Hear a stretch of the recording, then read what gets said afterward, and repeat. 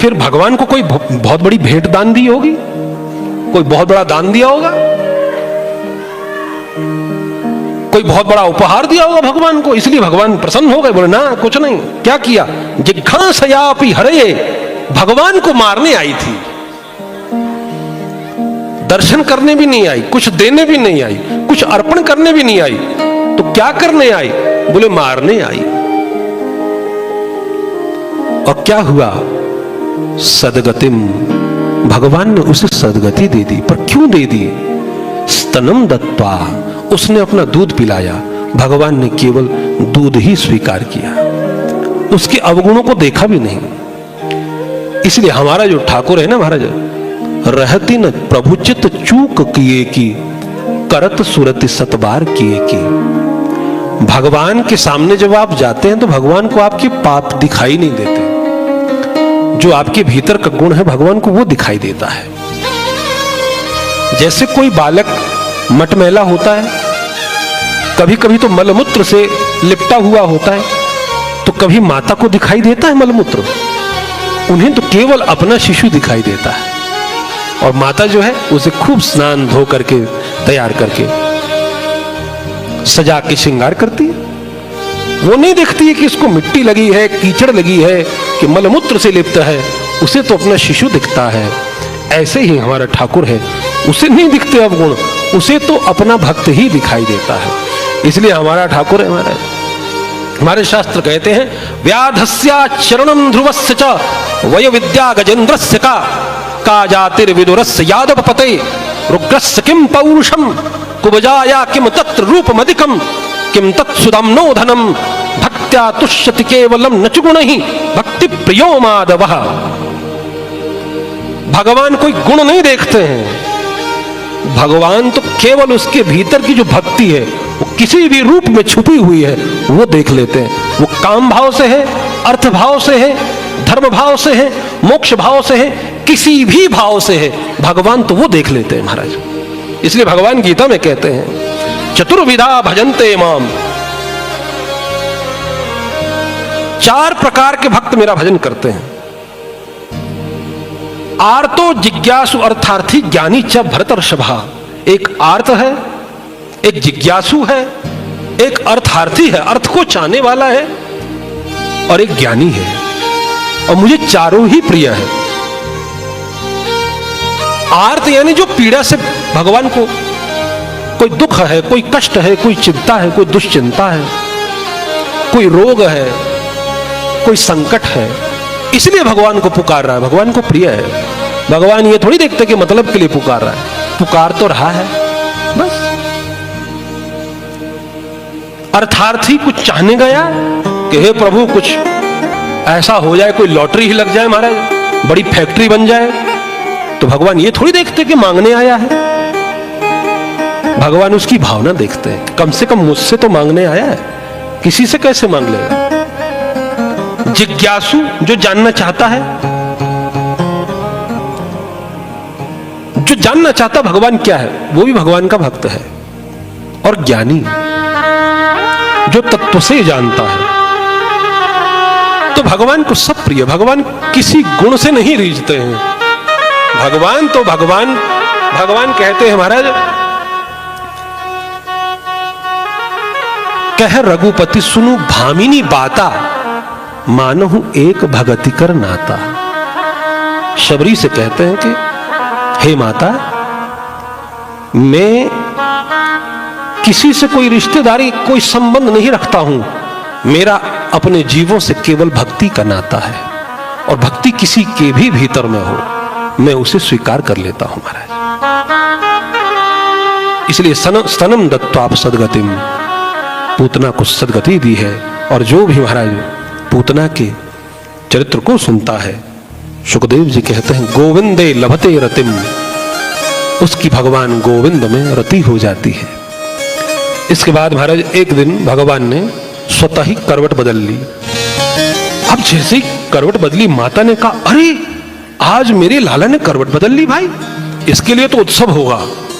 तुरंत महाराज पूरे ब्रजमंडल में निमंत्रण चला गया कि आज उत्सव होगा भैया। सारे ब्रजवासी, सारी गोपांगनाएं महाराज हार श्रृंगार लेकर के महाराज आ गई। और यहाँ माता ने महाराज फिर भगवान का ब्राह्मणों के द्वारा अभिषेक करवाया, बढ़िया स्नान किया, पूजन करवाया, श्रृंगार करके दुग्ध पान कराया। भगवान सो गए। सोए तो महाराज पलना में पौढ़ा दिया। गोपियों ने नाचना गाना शुरू किया तो मैया ने कहा भैया शोर मत करो, अभी अभाली लाला सोयो मेरो और तुम आके यहाँ शोर मचा रही हो। अरे बोले मैया आपने निमंत्रित किया है कि आज जो है उत्सव होने, तो उत्सव में तो बधाई गाई जाएंगी, नृत्य करना पड़ेगा, और अब आप कह रहे हैं कि शोर नहीं करना, ऐसे काम चलेगा? तो मैया को लगा भाई इनका भी भाव है, तो मैया ने तत्काल अपने लाला को बाहर एक आंगन में शकट रखा हुआ है, उसके ऊपर माट मटके रखे हुए हैं, एक वस्त्र लिया और वस्त्र में उसमें झूला बना के बांध दिया और भगवान को थोड़ा झुला दिया। भगवान सो गए। भीतर हमारे नाच गाना हो गया। इतनी देर में कंस द्वारा प्रेषित एक असुर आया और उस शकट के ऊपर बैठ गया। और जैसे ही भगवान ने देखा कि भाई मैं यहाँ लटका हुआ हूं, भीतर नाच गाना हो रहा है और इधर ये असुर आ गया, तो भगवान रोने लगे। रोने लगे तो भीतर महाराज क्योंकि नाच गाना चल रहा है तो इसलिए भगवान का रोना किसी ने देखा नहीं, सुना नहीं। तो इतनी देर में असुर ने सोचा कि ये अवसर है भाई, इसे नहीं खोना है, अभी समाप्त कर देता हूं। तो तत्काल इसने शकट पर महाराज जोर लगाना प्रारंभ किया, शकट को दबाने लगा कि मैं इसी के नीचे से चूर्ण बना दूंगा। और भगवान ने भी तुरंत उसको देखा और अपना जो पैर का अंगूठा है मुंह में ले लिया और महाराज चूसने लगे। अब ये बड़ी हैरानी से देखने लगा कि ये बालक कर क्या रहा है, अपने पैर का अंगूठा चूस रहा है। जैसे ही आश्चर्य से देखने लगा है, तत्काल भगवान ने अपना छोटा सा पैर अपने मुंह से छोड़ दिया और छूटते ही जैसे शकट में लगा है, वो बोझ से भरा हुआ शकट समेत असुर के आकाश मंडल पे चला गया। तत्काल धरती पे गिरकर के चूर्ण हो गया, सारे माट मटका फूट गए और असुर भी समाप्त हो गया। बाल कृष्ण भगवान की जय हो। धड़ाम का शब्द हुआ, दौड़ते हुए सारे ग्वाल बाल बाहर आए। मैया आई, देखा तो शकट फूटा हुआ, असुर मरा हुआ, माट मटके दही के फैले हुए हैं। और महाराज फिर तत्काल देखा भगवान वहां खेल रहे हैं। छोटे मोटे ग्वाल वालों ने बताया, छोटे छोटे ग्वाल, अरे मैया बहुत बड़ा असुर थो, ये लाला ने मारो है। मैया सोचने लगी छोटे छोटे ग्वाल है, तो महाराज भीतर ले गई। उसके बाद में महाराज एक दिन एक तृणावर्त नाम का दैत्य आया, हवा का बवंडर। मैया ने अभी अभी लाला को दूध पिलाया है। जैसे उस दैत्य को आते देखा भगवान ने अपना बोझ बढ़ा दिया, वजन बढ़ा दिया। मैया को लगा भाई इसने अभी अभी दूध पिया है तो हो सकता है इसलिए वजनी हो गया है, तो मैया ने छोड़ दिया और भीतर अपने काम में चली गई। इतनी देर में तृणावर्त आया और अपने बवंडर में लपेट करके भगवान को ले गया और भगवान भी उसके गले में जाके लटक गए। आकाश मंडल में जैसे ही ले गया, अब भगवान ने कहा कि ये तो तेरी लीला थी, अब मेरी लीला देख। तुरंत भगवान ने अपना वजन बढ़ाया है और जैसे ही वजन बढ़ाया, अब ये भगवान को उठाने में असमर्थ हो गया। अब ये बार बार देखे कि मैं उसी को लेके आया हूं, कोई काला पत्थर तो नहीं उठा लाया। भगवान ने कहा लोग पत्थर में भी मुझे देखते हैं और एक तू है जो मुझ में भी पत्थर देख रहा है, चल तेरी भी मन की पूरी करूं, तुझे पत्थर से ही पटकूं। तत्काल भगवान ने तृणावर्त को चट्टान से महाराज पटक दिया। उसी समय वो समाप्त हो गया। दौड़ते हुए ब्रजवासी गए और हमारे भगवान को ले आए। और इसके बाद महाराज आगे नामकरण संस्कार की लीला है। एक दिन वसुदेव जी ने गर्गाचार्य जो इनके पुरोहित है यदुवंशियों के, उनसे कहा जाकर के महाराज देखो तो ब्रजमंडल में नंद बाबा ने हमारे बालकों को नाम भी धरो के ना धरो, उनके यहाँ तो उत्सव ही चलते रहते महाराज। तो यहां से फिर गर्गाचार्य जी गए और जैसे ही नंद बाबा के द्वार में आए हैं, नंद बाबा देख करके बड़े प्रसन्न हुए कि आज अपने आप ही महाराज गर्गाचार्य जी मेरे द्वार पर आए हैं। द्वार आई पद नायौ माथा, चरणों में प्रणाम किया है, भीतर लाए, षोडशोपचार से पूजन किया, आसन दिया। कहा महाराज जब आए हो तो बड़े मंगल समय में आए हैं, हम सोच ही रहे थे हमने अपने बालकों का नाम नहीं रखा है, आप ही महाराज नाम रख दो। उन्होंने कहा, यदो नाम आचार्यम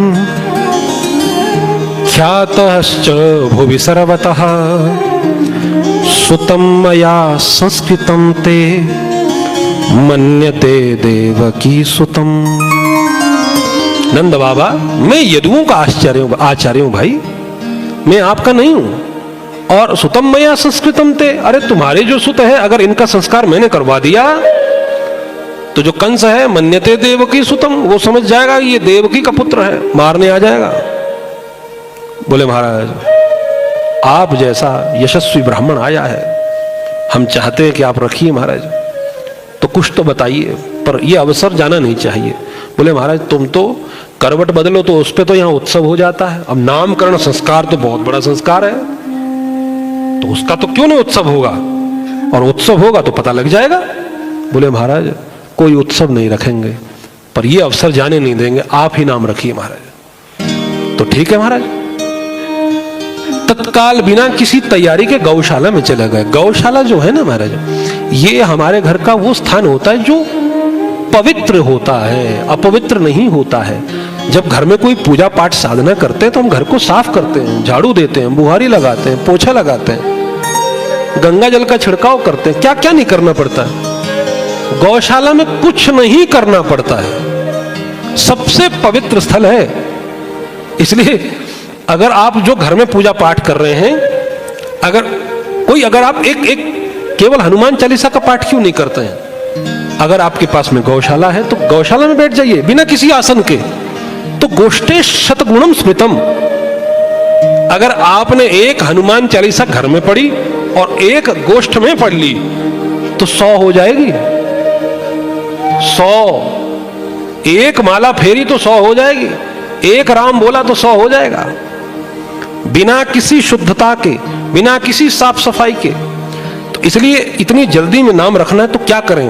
मंडल बनाएं, वेदी बनाएं, तोरण लगाएं, तैयारियां करें। कैसे होगा?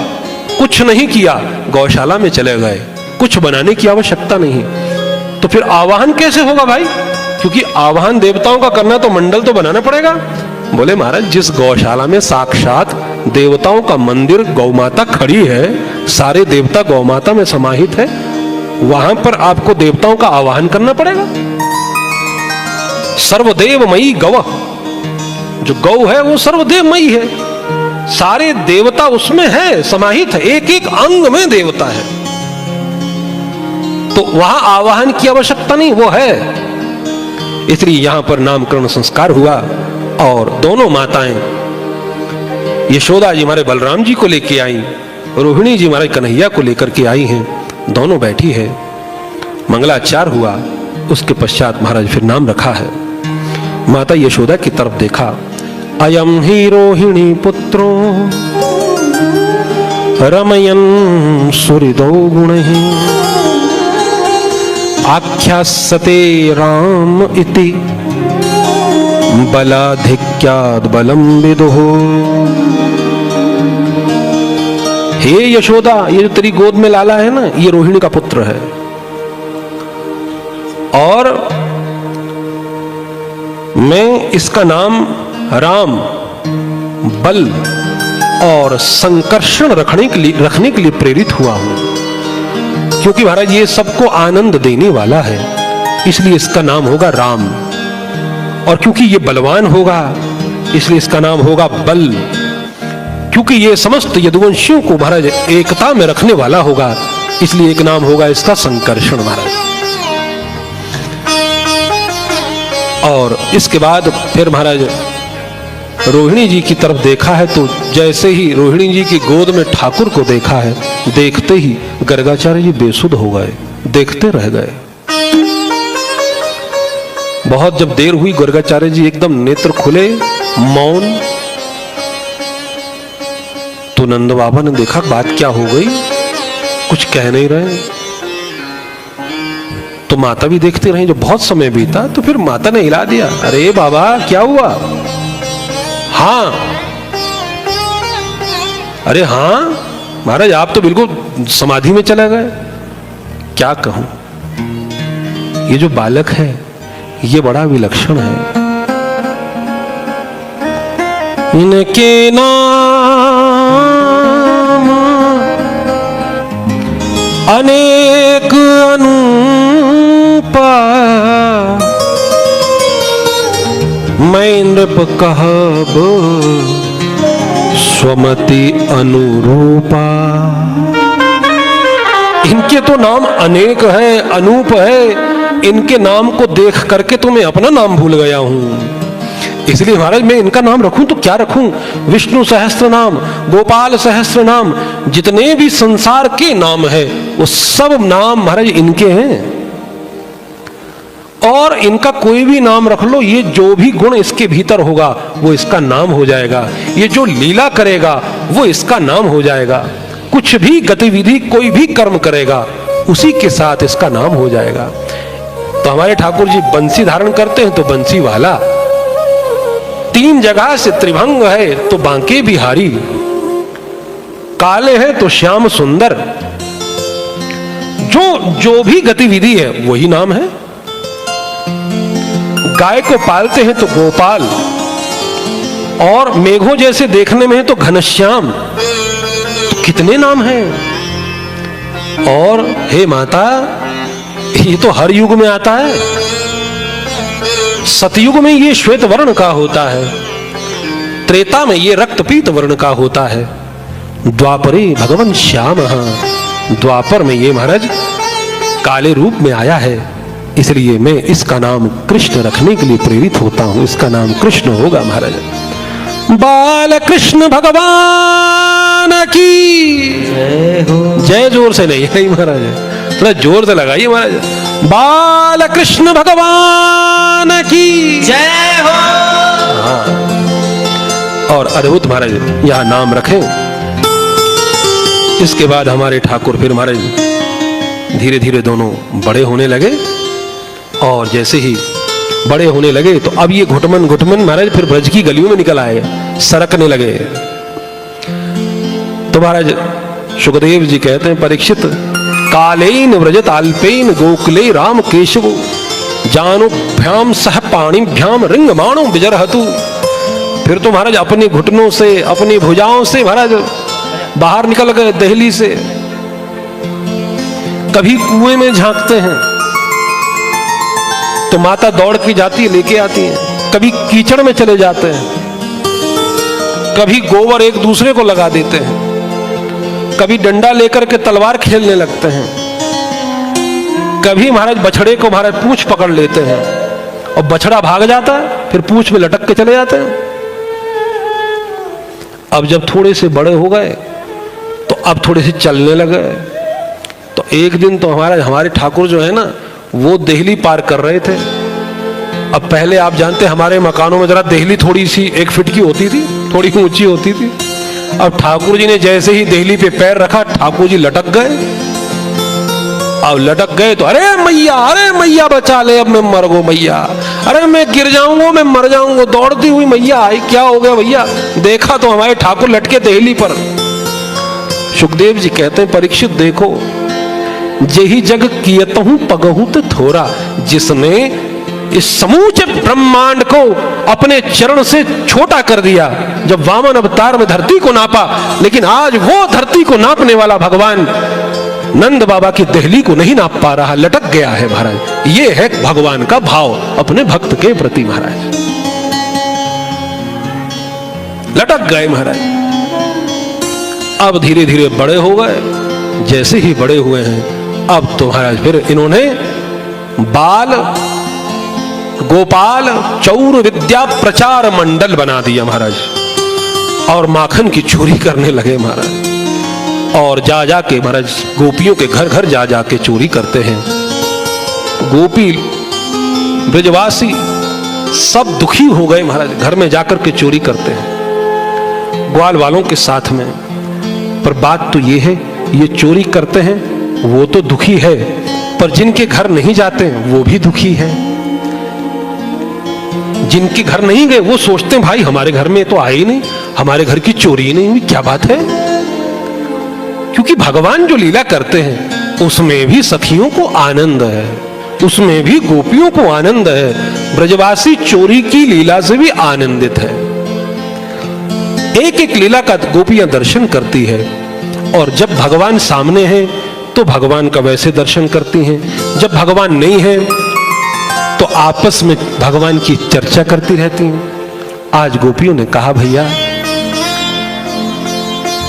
चलो आज चल के ना नंद के महल में ही जाकर के ठाकुर का दर्शन करेंगे। पर ऐसे कैसे चली जाएंगी, ना कोई आज उत्सव है ना कोई निमंत्रण है, अरे ऐसे किसी के घर चले जाएंगे क्या? बोले नहीं नहीं, आज हम माता यशोदा के पास में जाकर के उल्हाना देंगी, उल्हाना लेके जाएंगे, शिकायत करेंगे कि तुम्हारे लाला ने दुखी कर दिया है, हर समय घर में चोरी करता है। तो क्या करें? बोले करना कुछ नहीं है, सब जाएंगी, एक गोपी उल्हाना देंगी, वो माता को उल्हाना में उलझाएंगी और बाकी गोपियां भगवान का दर्शन करेंगी, फिर दूसरी गोपी देंगी। इस तरह से हमारा सब गोपियां अपना उल्हाना देंगी, इतनी देर में 2-4 घंटे तो हो ही जाएंगे और इतनी देर तक हम भगवान का दर्शन करती रहेंगे। महाराज सारी गोपियां आज एकत्रित होकर के उल्हाना देने गई हैं। सारी गोपियां एकत्रित हुई। महाराज मैया यशोदा हैरान है कि सब आई हैं। महाराज अरे कहाँ है तुम्हारा लाला, जरा लेके तो आओ। अरे क्या हो गया, सुबह सुबह चली आई? अरे ऐसे बात नहीं होगी, पहले लाला सामने आएगा तभी बात होगी। हाँ, और जब महाराज फिर भगवान आए बाहर आकर के मैया का पल्लू पकड़ के, आंचल पकड़ के जब खड़े हुए हैं, आहा, एक गोपी उल्हाना दे रही है, बाकी गोपियां दर्शन कर रही है। अद्भुत ठाकुर का दर्शन है। मोर मुकुट वारे हमारे, ओ मोर मुकुट वारे हमारे, मोर मुकुट मारे हमारे, सांवरे बांके बिहारी, मोर मुकुट वारे हमारे, सांवरे बांके बिहारी, मोर मुकुट वारे हमारे, मोर मुकुट वारे हमारे, सांवरे बांके बिहारी, मोर मुकुट वारे हमारे, सांवरे बांके बिहारी, मोर मुकुट वारे बांके बिहारी।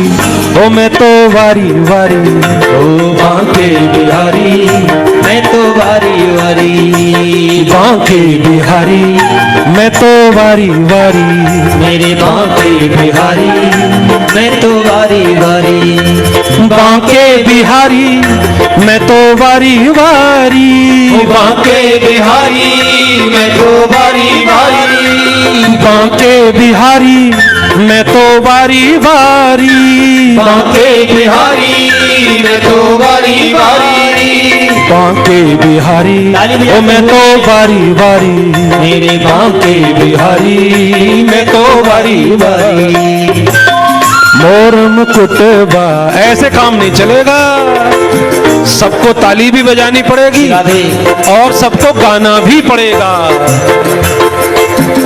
ओ मोर मुकुट वारे हमारे, मोर मुकुट वारे हमारे, सांवरे बांके बिहारी, मोर मुकुट वारे हमारे, सांवरे बांके बिहारी, बांके बिहारी, मैं तो वारी वारी, मेरे बांके बिहारी, मैं तो वारी वारी, हो बांके बिहारी, जय जय। मैं तो वारी वारी, बांके बिहारी, मैं तो वारी वारी, बांके बिहारी, मैं तो वारी वारी, बांके बिहारी, हाथ की मैं तो वारी वारी, ओ बांके बिहारी, मैं तो वारी वारी, मेरे बांके बिहारी, मैं तो वारी वारी।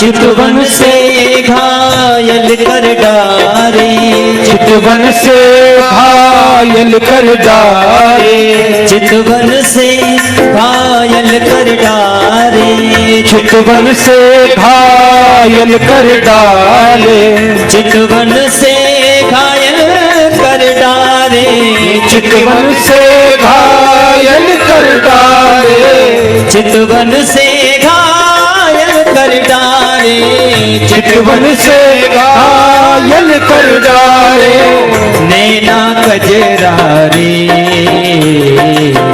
नैना कजरारे हमारी सांवरे बांके बिहारी, गोल मुकुट वाले हमारे सांवरे बांके बिहारी, गोल मुकुट वाले हमारे सांवरे बांके बिहारी, गोल मुकुट वाले हमारे ऐसे में दोनों हाथ ऊपर भी। सांवरे बांके बिहारी, बांके बिहारी मैं तो बारी बारी बांके बिहारी, मैं तो बारी बारी ओ बांके बिहारी मैं तो बारी बारी, बांके बिहारी मैं तो बारी बारी, बांके बिहारी मैं तो बारी बारी, बांके बिहारी मैं तो बारी बारी, ओ बांके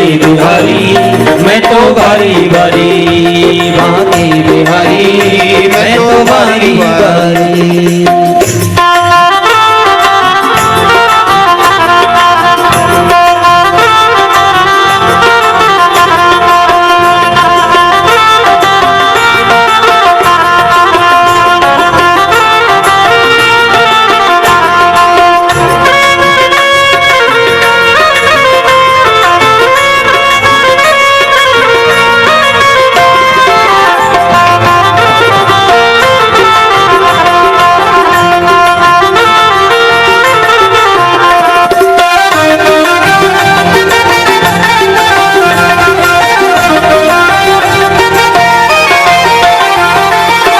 ये नैना दर्शन को प्यासे, ये नैना दर्शन को प्यासे, ये नैना दर्शन को प्यासे, ये नैना दर्शन को प्यासे, ये नैना दर्शन को प्यासे, ये नैना दर्शन को प्यासे, अब आ जाओ प्यारे,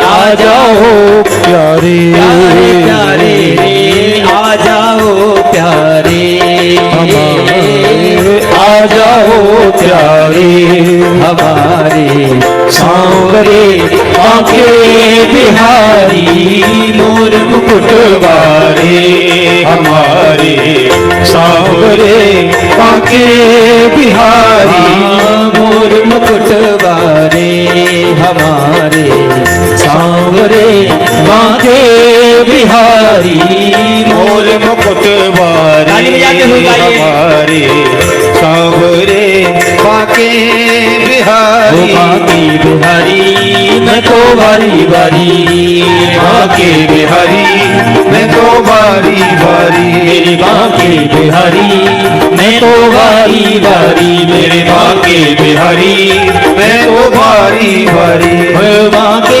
बिहारी मैं तो बारी बारी, बांके बिहारी मैं तो बारी बारी, बांके बिहारी मैं तो बारी बारी, बांके बिहारी मैं तो बारी बारी, मेरे बांके बिहारी मैं तो बारी बारी, बांके बिहारी मैं तो बारी बारी, बांके बिहारी मैं तो बारी बारी, बांके बिहारी मैं तो बारी बारी, बांके बिहारी मैं तो बारी बारी, बांके बिहारी मैं तो बारी बारी, बांके बिहारी मैं तो बारी बारी, बांके बिहारी मैं तो बारी मेरे बारी, श्याम बांके बिहारी मैं तो बारी बारी, मेरे श्याम बांके बिहारी मैं तो बारी बारी, बांके बिहारी मेरे श्याम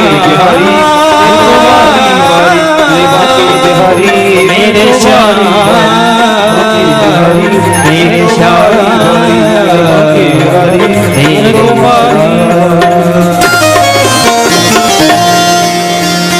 बांके बिहारी लाल की। मोर मुकुट वारे हमारे सांवरे बांके बिहारी, मोर मुकुट वारे हमारे सांवरे बांके बिहारी, मोर मुकुट वारे। तुम्हारा आज थोड़ा सा बिजली का व्यवधान हुआ है, थोड़ा सा समय हमारा कुछ एक क्षण हमारे चले गए उसमें, तो क्या करें, थोड़ा सा तो बढ़ाना पड़ेगा क्योंकि अब नहीं तो समय हो गया, हम बंद कर देंगे तो एकदम से ऐसा लगेगा कि जैसे लाइट चली गई। नहीं, तो थोड़ा सा आज का जो प्रसंग है उसको किनारे तक लगाना है, जो बीच में थोड़ा व्यवधान हुआ है। तो 2-5 मिनट के लिए धैर्य बना के रखिएगा और उसका फल मिलेगा आपको। भूख ज्यादा लगेगी ना, जितना देर होगी उतनी भूख ज्यादा होगी और उतना अच्छे से पाइए। हमारे यजमान जी के लिए द्वारा आपके लिए बढ़िया से बड़ा व्यंजन बन रहा है। तो महाराज इसके बाद हमारे ठाकुर जी ने मृद भक्षण लीला करी। एक बार भगवान ने माटी खा ली तो माता ने पूछा, तुमने माटी खाई है? अरे नहीं नहीं, बिल्कुल नहीं। बोले मुझे तुम पे विश्वास नहीं होता। बोले नहीं होता तो समक्षम पश्चिमे मुखम, लो मेरा मुख देख लो। जैसे ही भगवान ने मुख खोला, मैया ने देखा तो सारा ब्रह्मांड भगवान के मुख में देख लिया। घबरा गई तो भगवान ने तत्काल अपनी माया को खींच लिया और सारा दृश्य अदृश्य कर दिया और माता पुनः स्वस्थ हो गई। इसके बाद एक दिन माता महाराज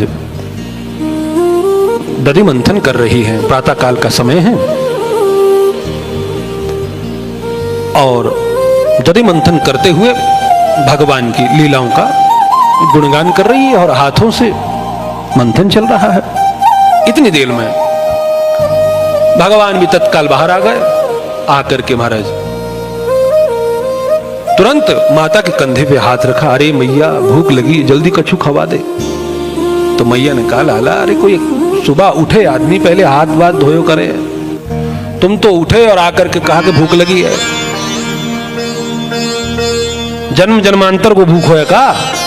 बोले हाँ मैया ठीक पहचाना, मैं जन्म जन्मांतर से भूखा हूं, तेरी ममता का भूखा हूं। तो मैया ने कहा, देखो अभी मक्खन बनने में समय लग रहा है भैया, तू अभी मेरा दूध पी ले। तो मैया ने गोद में लिया और अपना दूध पिलाने लगी महाराज। इतनी देर में मैया को लगा कुछ चूल्हे पे जल रहा है तो दूध उबल गया, तो भगवान को छोड़ के भागी और महाराज भीतर चली गई। भगवान बड़े नाराज हो गए कि मेरे को पटक दिया। भगवान को लगा ये दूध जो दही है यही शत्रु है मेरा, यही मैया को हर समय उलझाए रहता है, मेरे पास बैठने ही नहीं देता, हर समय इसमें व्यस्त रहती है। तो तोड़ दिया सब कुछ, सारे मटके तोड़े। जब आई बाहर तो देखा तो महाराज वहां तो क्षीर सागर हो गया, चारों तरफ दही दूध फैला हुआ है। मैया को लगा आज नहीं छोड़ूंगी बेटा। दौड़ते हुए पीछे गई हैं, भगवान को पकड़ा, कहा आज तुझे मैं उचित उपहार दूंगी, आज तेरी चिकित्सा होनी चाहिए। और महाराज एक उखल था उसमें बांधने लगी हैं। बांधे तो महाराज रस्सी 2 अंगुल छोटी हो जाए, फिर दूसरी रस्सी लाए 2 अंगुल छोटी हो जाए, फिर रस्सी लाए 2 अंगुल छोटी हो जाए। तो परीक्षित ने कहा महाराज ये क्या हो रहा है, कोई भी रस्सी आ रही वो 2 अंगुल छोटी हो रही, भगवान बंद क्यों नहीं रहे? बोले भगवान ऐसे नहीं बनते, भगवान के लिए द्वैत छोड़ना पड़ता है, 2 अंगुल कम पड़ रहा है। क्यों? बोले भक्ति और विरक्ति जब तक ये नहीं होगा तब तक भगवान बंधन में नहीं आएंगे। अर्थात भक्ति भी चाहिए और संसार से विरक्ति भी चाहिए, तभी आप भगवान को बांध पाएंगे। फिर महाराज फिर कृपया सीत सो बंधने, भगवान अपनी कृपा से ही बंधन में आ गए और मैया अपने कामकाज में लग गई। भगवान गए और उखल को घसीटते हुए ले गए बाहर। महाराज यमला अर्जुन के वृक्ष है उसके बीच से निकले और वृक्षों को जैसे ही झटका दिया वृक्ष गिर पड़े, उसमें से दो महाराज चमकते हुए दूत निकले। वो महाराज नलकूबर और मणिग्रीव है, जो महाराज कुबेर पुत्र है, भगवान शिव के अनुचर है। बहुत इन्हें मद हो गया था। तो एक दिन ये महाराज सरोवर में स्नान कर रहे थे और नारद जी वहां से जा रहे थे, नग्न अवस्था में थे। तो नारद जी को देख करके बिल्कुल खड़े रहे। नारद जी ने कहा कि इन्हें बिल्कुल लज्जा नहीं, एक तो नग्न खड़े हैं, न कोई महाराज ब्राह्मण को, कोई संत को देख करके न कोई प्रणाम, न कोई अभिवादन, वृक्ष की तरह खड़े हो, जाओ तुम जड़ वृक्ष योनि में चले जाओ। बोले महाराज अपराध हो गया, क्षमा करिए, इस शाप का विमोचन करिए। बोले महाराज कुछ नहीं हो सकता है, दिव्य 100 वर्ष व्यतीत होने के बाद जब भगवान आएंगे धराधाम पर, वही तुम्हें इस वृक्ष योनि से मुक्त करेंगे। तो आज भगवान जो है यहां पर आए हैं और इन्हें वृक्ष योनि से मुक्त कर दिया महाराज। इसके बाद ये यहां से मुक्त होकर के चले गए। उसके पश्चात महाराज फिर इसके बाद ये जो वृक्ष गिरे तो धड़ाम की आवाज आई। तब दौड़ते हुए मैया आई, तब देखा कि 2 वृक्ष गिरे हुए हैं। ब्रजवासी एकत्रित हो गए, क्या हुआ अचानक से, कैसे वृक्ष गिर गए। रात्रि में फिर महाराज एक बैठक हुई। बैठक में कहा, बोले महाराज अब लगता है गोकुल में बड़े उत्पात हो रहे हैं। तो नंद के छोटे भाई है उपनंद, उन्होंने कहा महाराज अब ये गोकुल छोड़ के हम वृंदावन चले जाते हैं। ठीक है महाराज, सारा समाज स्वीकृत हो गया और सब समाज प्रातः काल महाराज अपना अपना सामान लेकर के शकटों में भर लिया और गोकुल को छोड़कर के वृंदावन चले गए महाराज। और वृंदावन का जब दृश्य देखा है, वनम वृंदावनम नाम पशव्यम नव काननम गोप गोपी गवां सेव्यम पुण्याद्रि तृणवीरुधम। दोनों महाराज भगवान श्री कृष्ण बलराम जी वृंदावन का दर्शन करके जमुना जी के तट देख करके बड़े आनंदित हो गए महाराज। और जैसे ही वृंदावन आए हैं उसी क्षण भगवान ने कहा, मैया अब भैया अब तो हम वृंदावन में आ गए, अब मैं और दाऊ भैया दोनों गैया चराने जाएंगे। मैया ने कहा, भैया अभी तो गैया के टांग के बराबर भी नहीं है। नहीं भैया मैं वृंदावन में गैया चराने जाऊंगा, रोकना नहीं।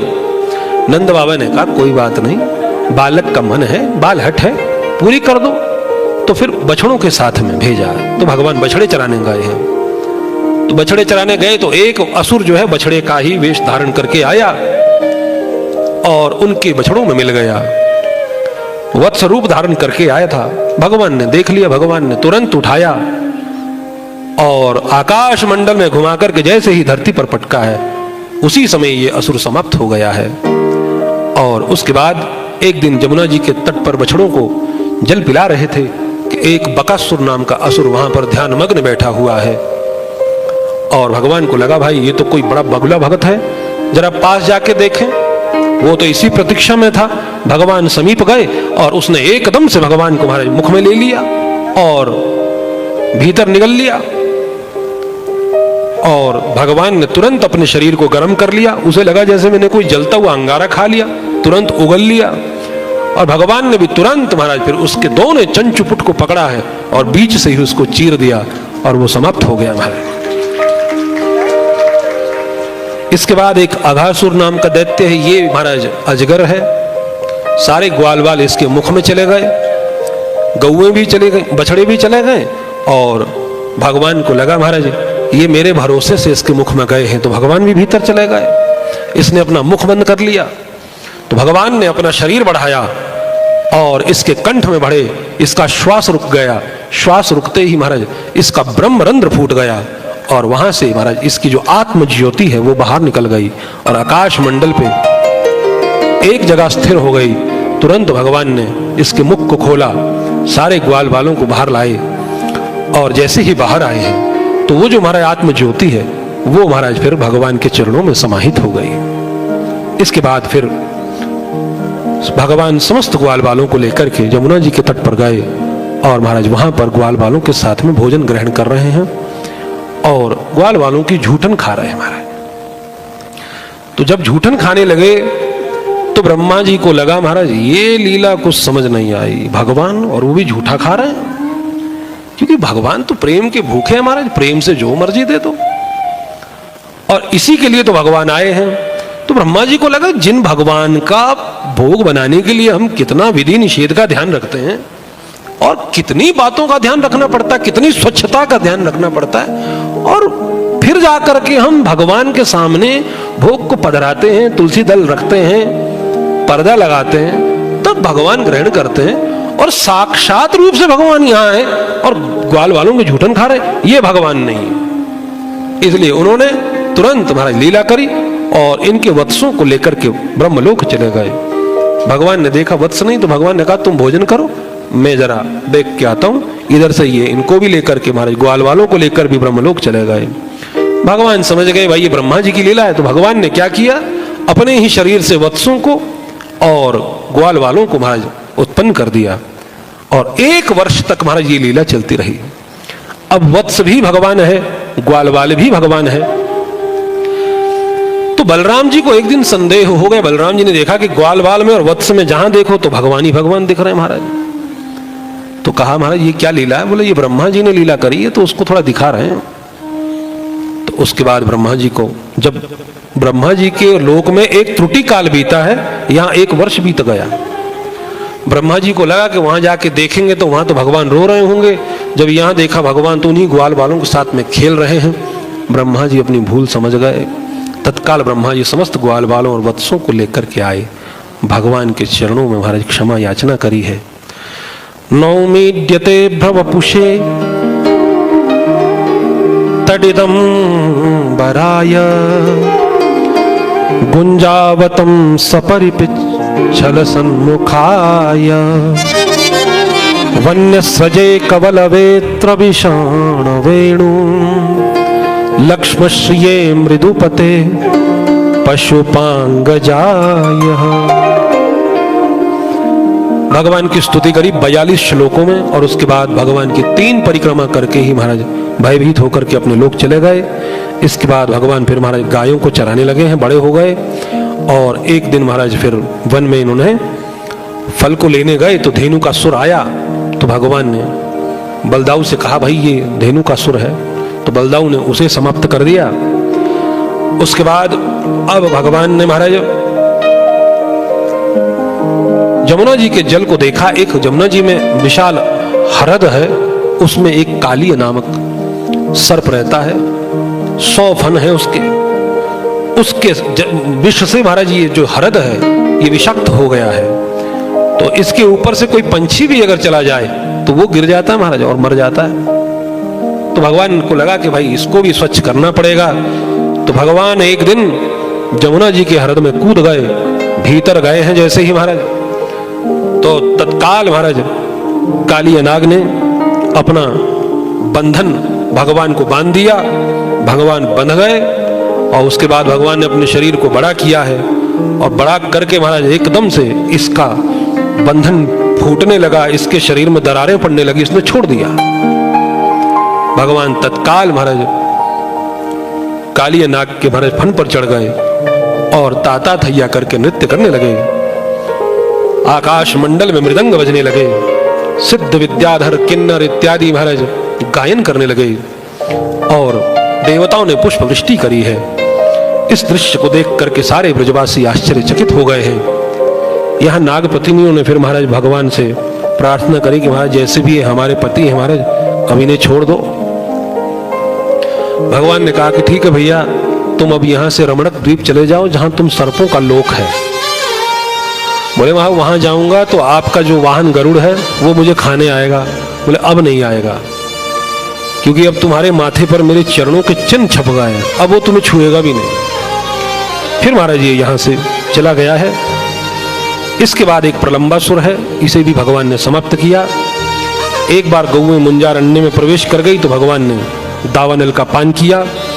वर्षा ऋतु का वर्णन है, ग्रीष्म ऋतु का वर्णन है, शरद ऋतु का वर्णन है, और भगवान ने वंशी का वादन किया है। ये वेणु गीत है, और वेणु गीत का जो व्याख्या और रहस्य है कल महारास में इसको आपके सामने उद्घाटित करेंगे। आज हमें क्योंकि गोवर्धन लीला पर कुछ कहना है, तब जाकर के कथा को विराम दे पाएंगे। उसके बाद हेमंत के मास में गोपियों ने भगवान को पाने के लिए, पति रूप में पाने के लिए तप किया है। भगवान ने उन्हें दर्शन दिया, उनके वस्त्रों का हरण किया और शरद पूर्णिमा में की रात्रि में उन्हें महाराष्ट्र में आने का निमंत्रण दिया है। उनके वस्त्रों का हरण भगवान ने क्यों किया, महाराष्ट्र के माध्यम से कल इसका भी रहस्य उद्घाटित करेंगे।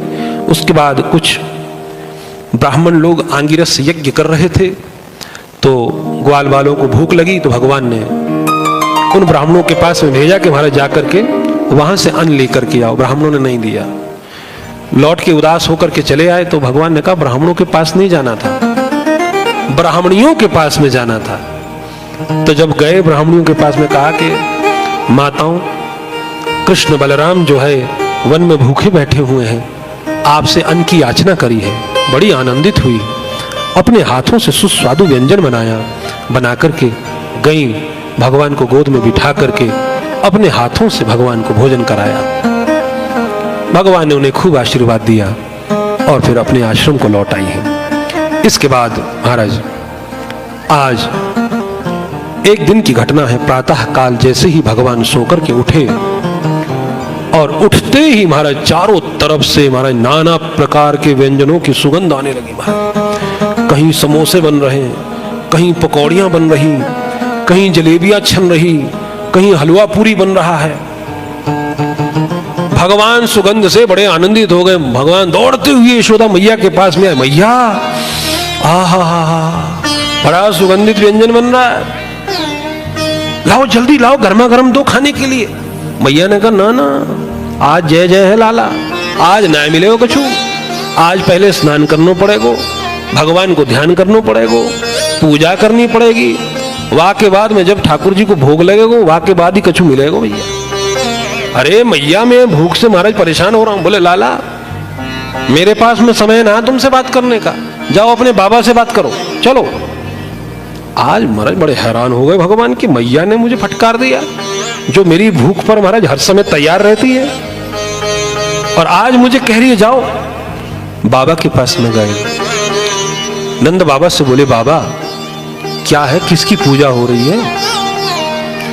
तब नंद बाबा ने कहा है, परजन्यो भगवान इंद्रो मेघस्तस्यात्ममूर्तयः तेभिवर्षन्ति भूतानां प्रीडनम जीवनम पयः। देख लाला, ये जो मेघ है ना, इनका जो स्वामी है वो इंद्र है। और क्योंकि हम लोग क्या है कि हम लोग ब्रजवासी हैं, हम किसान लोग हैं, गायों को पालने वाले हैं, हम यज्ञ करते हैं, पूजन करते हैं, इंद्र को प्रसन्न करते हैं। इंद्र जब प्रसन्न होते हैं तो मेघों को वो आज्ञा करते हैं, तो मेघ फिर वर्षा करते हैं, तब महाराज ये ब्रजमंडल हरा भरा हो जाता है और हमारे पास में अन्न का भंडार हो जाता है। और गैयों के लिए भी प्रचुर मात्रा में महाराज तिनके होते हैं और हमारे लिए भी महाराज अन्न हो जाता है। तो भगवान ने कहा बाबा, ये इंद्र के पूजन से कुछ नहीं हो रहा है, क्योंकि इंद्र अपने पद के मद में मदांध है। तो भगवान आज इसके अभिमान को तोड़ना चाहते हैं, इसलिए भगवान आज ऐसी लीला कर रहे हैं। महाराज कहा इंद्र के पूजने से वर्षा नहीं हो रही है, ये तो जब हम यज्ञ करते हैं तो यज्ञ करने से वर्षा होती है। इंद्र कौन है कुछ देने वाला? और आप सोच रहे हैं कि जब वर्षा होती है तभी अन्न उग रहा है। अरे अन्न तो आप उगा रहे हो ना, परिश्रम कर रहे हो। इसलिए जो परिश्रम करता है, परिश्रम करने वाले को फल की प्राप्ति होती ही है। आज भगवान अपनी सत्ता को अस्वीकार करते हैं। भगवान कहते हैं कि ध्यान रखना, भगवान नाम की कोई चीज नहीं है, जो कुछ भी है वो कर्म है। ये भगवान उपदेश दे रहे हैं नंद बाबा को। यहां जो कुछ भी मिल रहा है, सुखम दुखम भयम क्षेमम कर्मेणाभिपद्यते, सुख दुख भय क्षेम जो कुछ भी मिल रहा है वो अपने ही कर्मों से मिल रहा है। यहां कोई उन्नति पर है, अपने कर्मों से है। इसलिए महाराज कोई इंद्र आपको कुछ नहीं दे रहा है। फिर भगवान ने बात को पलटा, फिर भगवान बोले अस्ति चेद ईश्वरः कश्चित् फल रूपयन्य कर्माणाम। वैसे तो भगवान कहते कोई ईश्वर नाम की चीज नहीं है, और फिर बात को पलटते हैं, फिर कहते हैं कि अगर ईश्वर कहीं है, अस्ति चेत अगर कहीं है, तो फल उसी को देते हैं जो परिश्रम करता है, जो कर्म करता है। बाबा बोले महाराज तू सीधा सीधा कहना क्या कहना चाहता है? आप कहते हो कि महाराज इंद्र की पूजा से वर्षा होती है, तो ऐसा करो ना महाराज, आधे ब्रजवासी पूजा करो, आधे नहीं करो, फिर क्या होगा?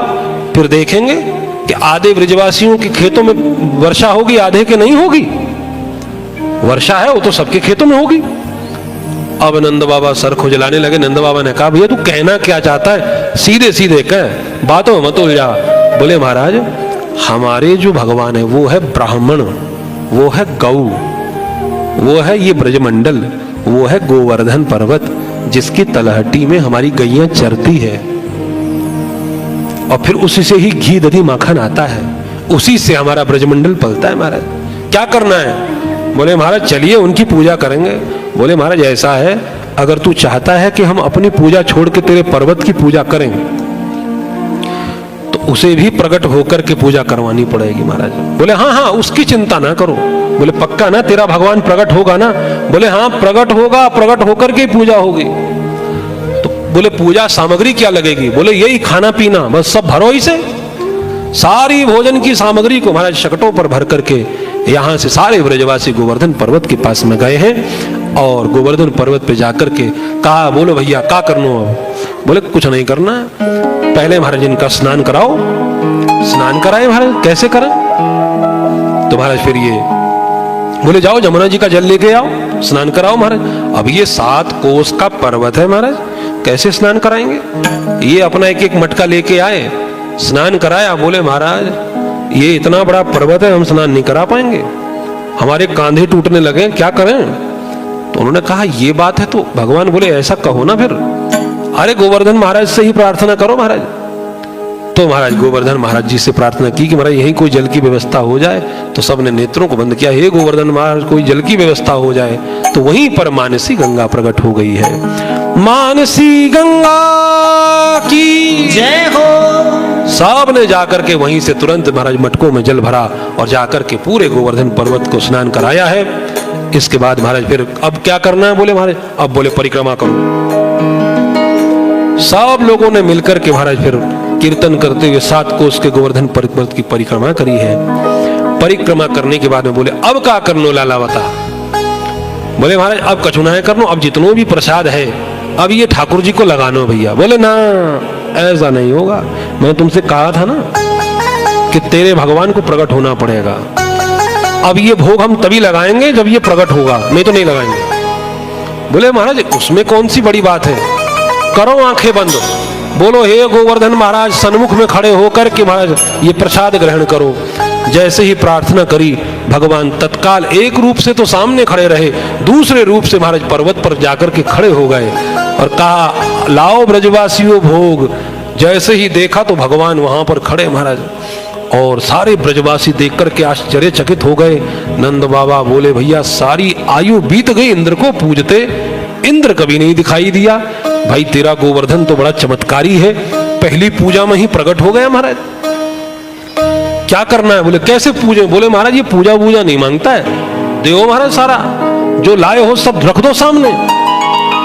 सारी सामग्री सामने रख दी गई और एक रूप से भगवान वहीं गोवर्धन का रूप धारण करके महाराज ग्रहण कर रहे हैं, और डलिया की डलिया उठाते हैं और मुख में ले लेते हैं, बड़े आनंद के साथ पा रहे हैं। जैसे ही महाराज देखा कि सारी सामग्री खा रहे हैं, अब महाराज मधुमंगल भगवान के सखा ये है ब्राह्मण। और ब्राह्मण थोड़ा भूख का कच्चा होता है। मधुमंगल ने कहा महाराज देख लाला तेरा भगवान सब खा रहा है, मैं तुमसे कह रहा हूं ये लड्डू बचवा दे, एक टोकरी लड्डू बचवा दे, बस मैं कुछ नहीं कहूंगा। क्या हुआ महाराज? बोले जिस तरह से तेरा भगवान खा रहा है ना, तो ये तो टोकरियां भी खा जाएगा, बाकी तो छोड़ो। अरे बोले चिंता क्यों कर रहा है, ये भगवान है, ये सब दे देगा, चिंता ना करो महाराज। सारे बड़े प्रसन्न होकर के हाथ जोड़ करके महाराज गोवर्धन महाराज को पवा रहे हैं, और गोवर्धन महाराज ने बड़े आनंद से पाया है। और उसके बाद महाराज भगवान ने अपने हाथ में थोड़ा सा अन्न लिया और उनकी खाली टोकरियों पर छोड़ दिया। उसके बाद सारी टोकरियां महाराज पुनः भर गई, और चारों तरफ व्यंजन ही व्यंजन हो गया महाराज। सब ब्रजवासी बड़े आनंदित हो गए और सभी ने मिलकर के खूब यहाँ प्रसाद पाया, खूब पूजन किया, खूब कीर्तन किया है। और महाराज 10-15 मिनट आपके हमने थोड़े से ले लिए हैं, तो आइए अब हम भी कीर्तन करेंगे और आरती होगी, फिर रोज की तरह महाराज प्रसाद वितरण होगा। और आज के लिए आप सभी श्रोता बंधुओं का बहुत बहुत व्यासपीठ से स्वागत, बहुत बहुत धन्यवाद कि आप इतनी संख्या में आए हैं और आपने कथा में चार चांद लगा दी। सब लोग आप आए तो जितने लोग बढ़ते हैं, जितने श्रोतागण समुदाय होता है, उतना आनंद बढ़ जाता है और हमारे जो यजमान लोग हैं उनका भी उत्साह बढ़ता है, वो भी आनंदित होते हैं। तो आप सभी धन्यवाद के पात्र है। आप सभी के लिए व्यासपीठ से बहुत बहुत साधुवाद। आइए महाराज गोवर्धन महाराज को एक भेंट अर्पित करें और उसके पश्चात आरती।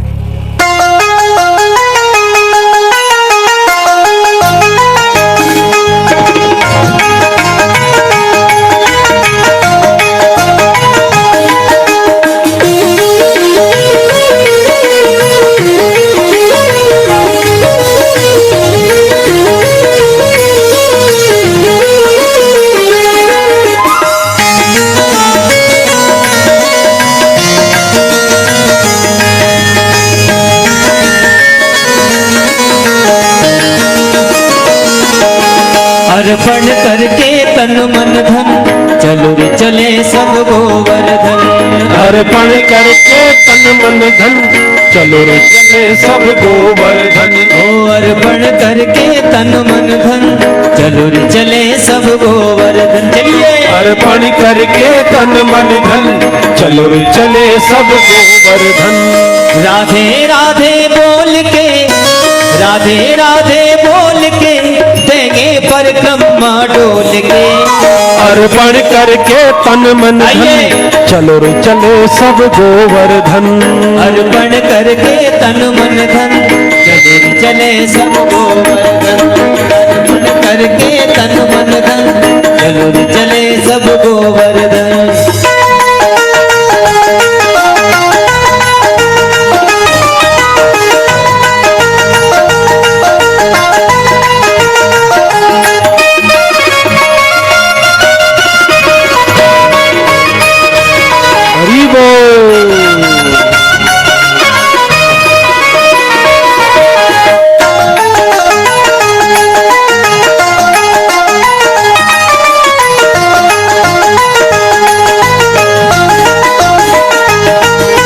प्रथम दान घाटी पे पहुँचे जाए, गिरधारी को लेंगे शीश नवाए। प्रथम दान घाटी पे पहुँचे जाए, गिरधारी को लेंगे शीश नवाए।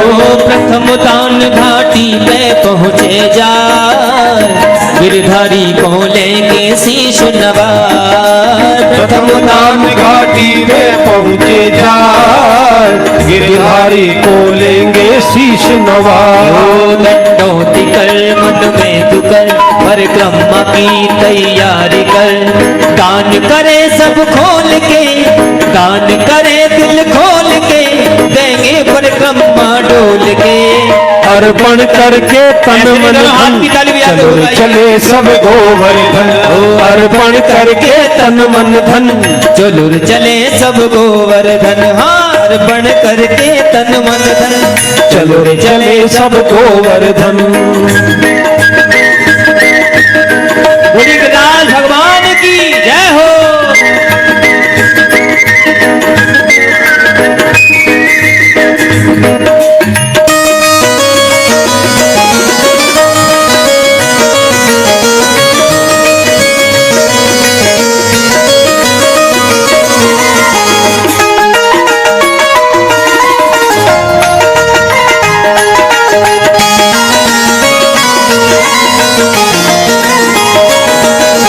चले है मन में गिरधर का धर ध्यान, मिला पूछरी का लोटा स्थान। चले है मन में गिरधर का धर ध्यान, मिला पूछरी का लोटा स्थान। चले है मन में गिरधर का धर ध्यान, मिला पूछरी का लोटा स्थान। वो चले है मन में गिरधर का धर ध्यान, मिला पूछरी का लोटा स्थान। ओ जतीपुरा में आए के चढ़ दूध मन हर्षाए के, जतीपुरा में आए के जड़ दूत मन हर्षाय के, भक्ति भाव को लौट के, भक्ति भाव को लौट के देंगे परिक्रमा डोल के। हर बढ़ करके तन मन धन, चलो चले सब गोवर्धन। हर बढ़ करके तन मन धन, चलो चले सब गोवर्धन। राधे राधे बोल के, राधे राधे बोल के देंगे परिक्रमा डोल के। अर्पण करके तन मन धन, चलो रे चले सब गोवर्धन। अर्पण करके तन मन धन, चलो रे चले सब गोवर्धन। अर्पण करके तन मन धन, चलो रे चले सब गोवर्धन। चलो रे चले सब गोवर्धन, चलो रे चले सब गोवर्धन। श्री गोवर्धन महाराज महाराज तेरे माथे मुकुट विराजे। श्री गोवर्धन महाराज तेरे माथे मुकुट विराज रहो, तेरे माथे मुकुट विराज रहो, तेरे माथे मुकुट विराज रहो, तेरे माथे मुकुट विराज रहो, तेरे माथे मुकुट विराज रहो। श्री गोवर्धन महाराज महाराज तेरे माथे मुकुट विराज। श्री गोवर्धन महाराज महाराज तेरे माथे मुकुट विराज रहो। तो पे पान चढ़े तो पे फूल चढ़े, तो पे पान चढ़े तो फूल चढ़े, तो पे पान चढ़े तो पे फूल चढ़े, तो पे पान चढ़े तो पे फूल चढ़े, तो पे पान चढ़े तो पे फूल चढ़े, तो पे पान चढ़े तो पे फूल चढ़े, हाँ तो पे पान चढ़े फूल चढ़े, तो पे पान चढ़े तो पे फूल चढ़े। और चढ़े और चढ़े और चढ़े दूध की धार, हाँ धार तेरे माथे मुकुट विराज रहो। श्री गोवर्धन महाराज महाराज तेरे माथे मुकुट विराज रहो, तेरे माथे मुकुट विराज रहो, तेरे माथे मुकुट विराज रहो, तेरे माथे मुकुट विराज रहो, तेरे माथे मुकुट विराज रहो, तेरे माथे मुकुट विराज रहो। बोले गिरिराज महाराज की जय हो। बाल कृष्ण भगवान की, राजा रामचंद्र भगवान की जय हो, राधा रानी की जय हो, गिरिराज धरण की जय हो। ओम पूर्णमदः पूर्णमिदं पूर्णात् पूर्णमुदच्यते पूर्णस्य पूर्णमादाय पूर्णमेवावशिष्यते। शांति शांति शांति। श्री राधे। सभी भक्तजन अपने अपने स्थान पर खड़े होकर के भागवत भगवान की आरती का दर्शन करेंगे। ओम ज्वालामालिनी नमः, रत्नेश्वरी नमः। दीपं प्रज्वाल्य गन्धक्षतपुष्पाणि समर्पयामि। ओम चंद्रमा मनसो जातचक्षुः सूर्यो अजायत, श्रोत्राद्वायुश्च प्राणस्य मुखादग्निरजायत।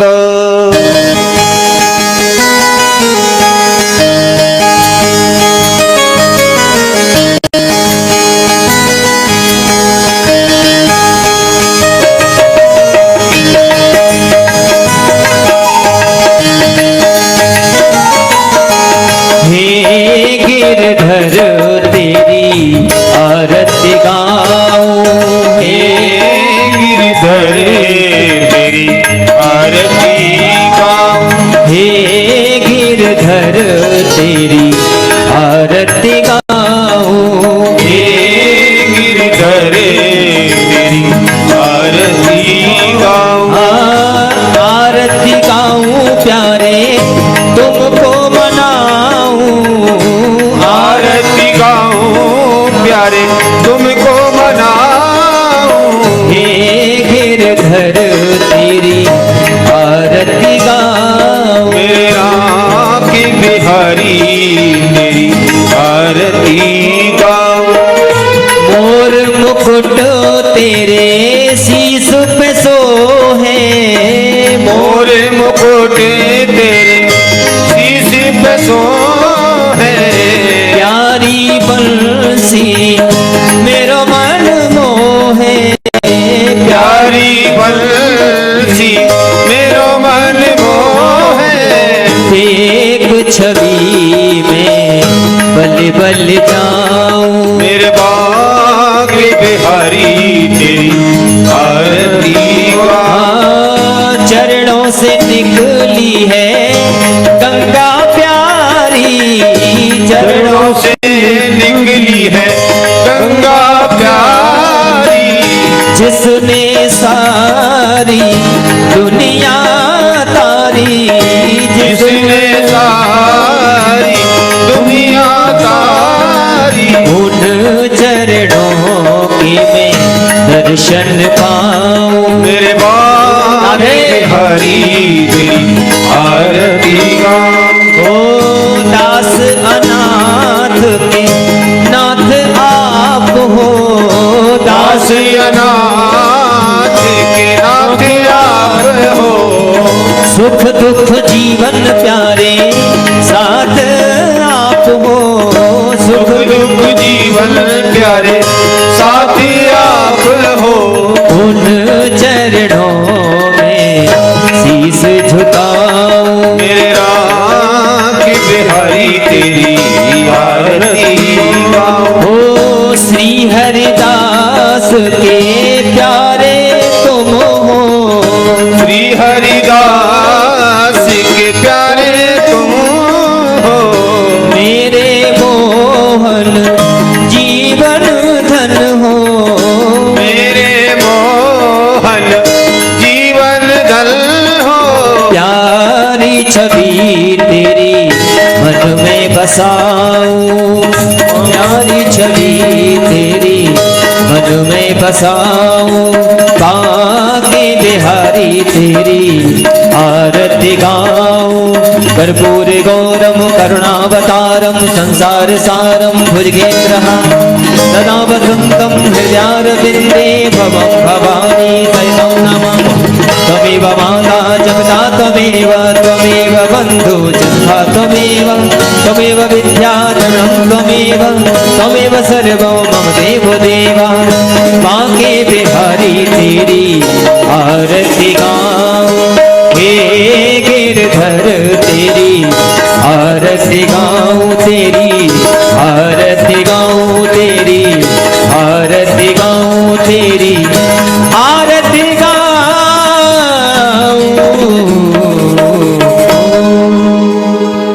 ओम आरतिक्यं समर्पयामि।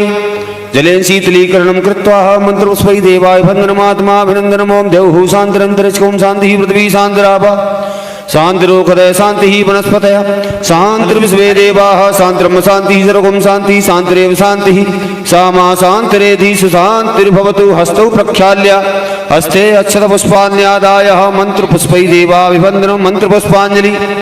ओम यज्ञेन जंत देवास्तानि धर्माणि प्रथमान्यासन्न तेहनाकं महिमानः तत्र पूर्वे साध्याः सन्त देवा। हरिः ओम एकदन्ताय विद्महे वक्रतुण्डाय धीमहि तन्नो दन्ती प्रचोदयात्। नारायणाय विद्महे वासुदेवाय धीमहि तन्नो विष्णुः प्रचोदयात्। नानासुगन्धपुष्पाणि यथा कालो भवानि च पुष्पाञ्जलिर्मया दत्त्वा ग्रहाणां परमेश्वरः। मंत्रपुष्पाञ्जलिं समर्पयामि श्री प्राणसोत्तमाय नमः। बोलिए श्रीमद्भागवत महापुराण की जय हो। श्री व्यासी महाराज की जय हो। श्री सुखदेव जी महाराज की जय हो। देवभूमि हिमाचल प्रदेश की जय हो। सर्वसंत हरिभक्तन की जय हो। गोवर्धन महाराज की गोवर्धन नाथ की जय। धर्म की जय हो। अधर्म का नाश हो। प्राणियों में सद्भावना हो। विश्व का कल्याण हो। गौ माता की जय हो। सनातन धर्म की जय हो। धर्म सम्राट परम पूज्य श्री कृपात्री जी महाराज की जय हो। जय जय श्री राधे जय जय श्री राधे जय जय श्री राधे। सभी भक्तजन भागवत जी को प्रणाम करते हुए एवं आरती और प्रसाद लेकर ही यहाँ से प्रस्थान करेंगे। कृपया जो भी भक्तजन दूर आए हुए हैं और जिनको दूर पहुंचना है कृपया वो सबसे पहले भोजन के लिए बैठेंगे। और जो यहीं के निवासी हैं जो यहीं पास में रहते हैं जिनका घर पास में ही पड़ता है वो सभी उनके बाद भोजन ग्रहण करेंगे। और आइए अब केवल 2 दिन शेष हैं, 5 दिन व्यतीत हो गए कथा के लिए, 2 दिन शेष हैं। कल षष्ठम दिवस की कथा होगी। कल यहाँ पर महाराज का बड़ा सुंदर प्रसंग महाराज श्री के मुखारविंद से आप सभी श्रवण करेंगे, एवं वध की लीला एवं उद्धव गोपी संवाद, और कल ही भगवान का विवाह होगा।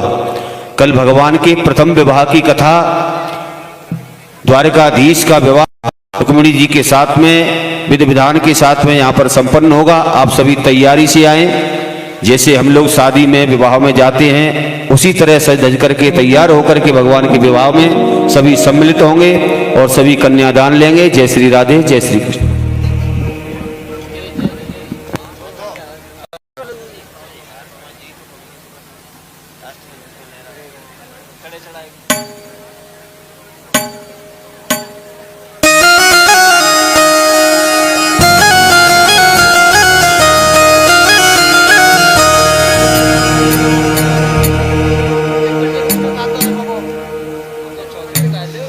गाड़ी